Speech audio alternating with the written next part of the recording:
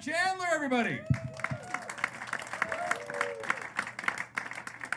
Hey, everybody. Thanks for being here. I'm happy to be here. I recently upgraded to a shoes off house. Make some noise if you live in a shoes off house. Shoes off house is very cool. We all know that. It's when you're in the kitchen, you know, and you're chopping up vegetables because you have vegetables to chop. Things are going well. And your friend walks in and he's like, oh, I'm so sorry. Could you take off your shoes, please? It's just, it's not a big deal. We just got these new floors, and we don't want what's on your feet getting on the floors. Could you take your shoes off? That's Shoes Off House. I used to live in what's called a Shoes On house, and it's a little bit different. That's when you come in, and I'm over here in the kitchen smoking a cigarette.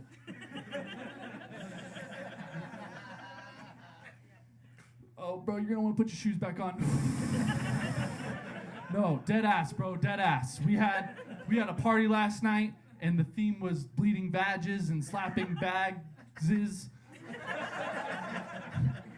And nobody came, but I threw up everywhere, so that could be wine or blood, you know? It's not a big deal. We just don't want what's on the floors, you know, getting wedged in between your feet, so. That's a shoes on house. In a shoes off house, you could drop a Skittle on the floor, pick it up, blow it off. You'll be fine. Nothing's gonna happen to you. I hit a Skittle off the floor at my house once.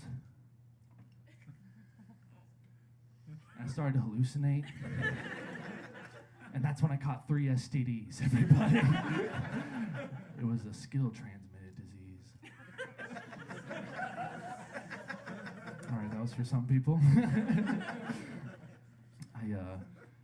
I get kind of lonely sometimes. Anybody else? Still me? Okay. That's fine. Some of my most intimate moments recently have been when the barista holds out the chip reader for me. She's like, you gotta shove it in there pretty hard. And I'm like, oh, do I?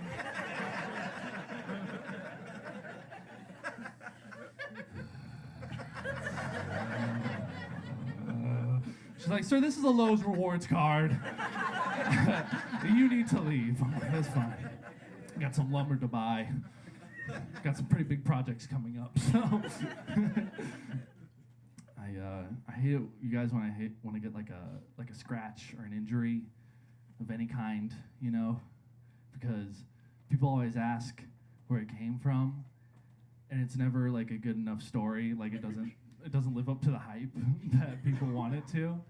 Like I had a scratch on my face and went all the way down my face, and people are like, whoa, Jared, how'd you get that big old scratch on your face? And I'm like, this scratch? Shoot, well, I'm glad you asked. It's a pretty good story. I was walking down the street, right? Sky, trees, you've seen them, you know, good day. When I see my grandma getting mugged in an alley, and I'm like, ah, you leave grandma alone. But he had a knife, and we got in a tussle.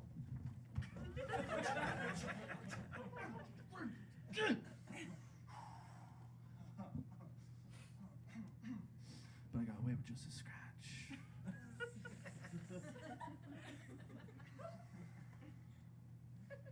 Which is a damn fine story, if you ask me. But that's not what happened, guys. What really happened is I tried to give my cat a raspberry.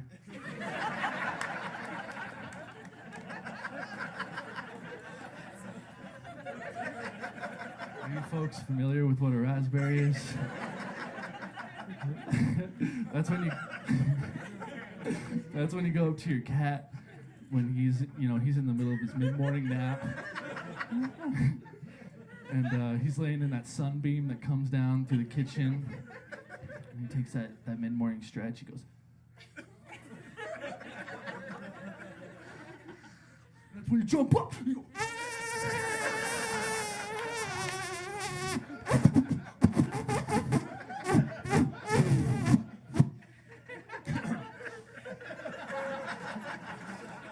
And that didn't work out well for either of us. So, hey, you guys have been great. Give it up for your host.